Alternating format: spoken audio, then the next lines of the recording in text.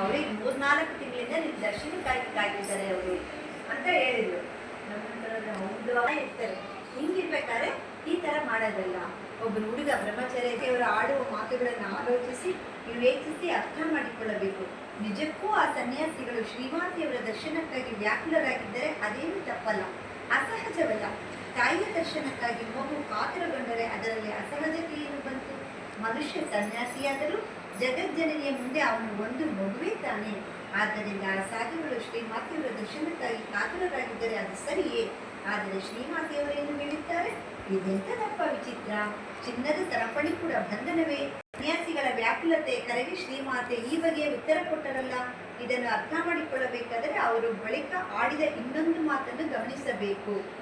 ಅವ್ರು ಇಷ್ಟೆಲ್ಲ ಹೇಳಿದ್ರಲ್ಲ, ನಮ್ಮಗಳಿಗೆಲ್ಲ ಇದು ಒಂದು ಸಂಶಯ ಬಂತು. ಇದು ಉತ್ತರ ಏನದು ಉತ್ತರ? ಎಷ್ಟಾದರೂ ನನ್ನದು ಮಾನವ ಶರೀರವಲ್ಲವೇ? ನನ್ನನ್ನು ದೇವಿ ಎನ್ನುವ ದೃಷ್ಟಿಯಿಂದ ನೋಡುವುದೆಲ್ಲ ಆಮೇಲಿನ ಮಾತು. ಅವ್ರು ದೇವಿ ಅಂತ ಖಡ್ಗ ಕಿರಿ ಕೊಡುವುದಿಲ್ಲ ಆಮೇಲಿನ ಮಾತು ಎಂದದ್ದರಲ್ಲಿದೆ ಆ ಉತ್ತರಕ್ಕೆ ಅರ್ಥ. ಮನುಷ್ಯ ಕಾವಿ ಬಟ್ಟೆ ಉಟ್ಟು ಸನ್ಯಾಸಿಯಾದರೂ ಅವನ ಶರೀರ ಗಂಡು ಶರೀರವಲ್ಲವೇ? ಸಾಕ್ಷಾತ್ ಜಗನ್ಮಾತೆಯ ಅವತಾರ ತಾಳಿ ಬಂದರೂ ಅವಳ ಶರೀರ ಹೆಣ್ಣು ಶರೀರವಲ್ಲವೇ?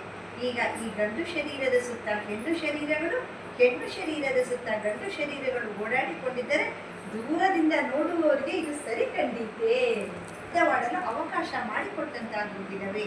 ಹೀಗೆ ಆ ಬದ್ಧದ ಮಾತುಗಳು ಹುಟ್ಟಿಕೊಂಡ ಮೇಲೆ ಅವರು ಮಾಡುವ ಬೋಧನೆಗೆ ಶಕ್ತಿ ಇರುತ್ತದೆ. ಆ ಬೋಧನೆಗೆ ಜನ ಬೆಲೆ ಕೊಡುತ್ತಾರೆಯೇ?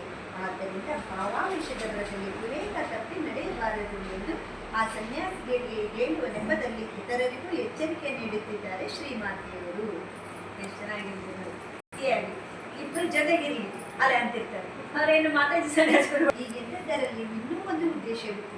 ಏನೆಂದರೆ ಸ್ವತಃ ಅವರು ಶರೀರ ಪ್ರಜ್ಞೆಯನ್ನು ಮೀರಿದವರೇ ಆಗಿರಬಹುದು, ಅಲ್ಲದೆ ಶಾರೀರಿಕವಾಗಿ ನೋಡಿದರೆ ಮುದುಕಿಯಾಗಿರಬಹುದು.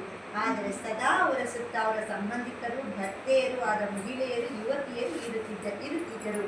ಹೀಗಿರುವಾಗ ಸನ್ಯಾಸಿಗಳೇ ಆಗಿರಲಿ, ಬ್ರಹ್ಮಚಾರಿಗಳೇ ಆಗಿರಲಿ ಅಥವಾ ಗೃಹಸ್ಥ ಮಹನೀಯರೇ ಆಗಿರಲಿ, ಒಟ್ಟಿನಲ್ಲಿ ಪುರುಷರು ಶ್ರೀಮಾತೆಯವರ ಬಳಿ ಅತಿಯಾಗಿ ಓಡಾಡಿಕೊಂಡಿದ್ದರೆ ಹೀಗೆ ಕಂಡಿತು. ಯಾರೇ ಆಗ್ಲವರು